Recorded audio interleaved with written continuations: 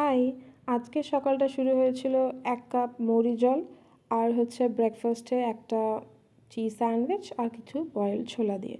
তারপরে ঠিক করলাম একটু বিরিয়ানি বানাবো, সেই মতোই জলের মধ্যে নুন, গোটা গরম মশলা দিয়ে চালটাকে সেদ্ধ করতে দিলাম। অন্যদিকে আলু আর ডিমটা আমি আগে থেকেই সেদ্ধ করে রেখেছিলাম, অল্প তেলের মধ্যে ভেজে নিলাম, তার মধ্যে নুন অল্প হলুদ দিয়ে দিলাম।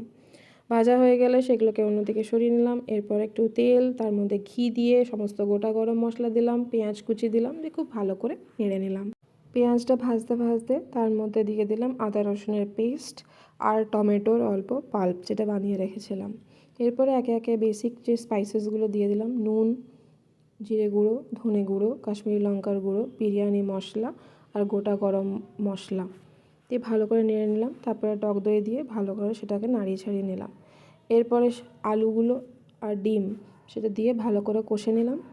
তারপরেই দিয়ে দিলাম আগে থেকে কেটে রাখা ধনে পাতা এবং সেটাকে খুব ভালো করে নাড়িয়ে নিলাম। তারপরে পুরো মশলাটা একটা অন্য জায়গায় আমি তুলে রেখে দিলাম, কারণ এরপরে করব আসল কাজ, যেটা হচ্ছে বিরিয়ানির লেয়ারিং।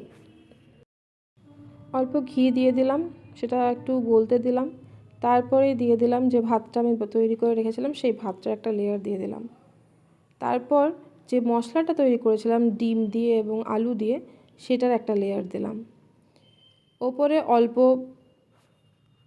ধনে পাতা কুচি ছড়িয়ে দিলাম, দিলাম অল্প ঘি আর বিরিয়ানি মশলা। তারপরে আবার একটা ভাতের লেয়ার তৈরি করলাম, তার উপরে আবার ডিমের যে গ্রেভিটা বানিয়েছিলাম সেটা দিলাম, আবার অল্প ধনে পাতা কুচি, অল্প বিরিয়ানি মশলা, ঘি দিলাম।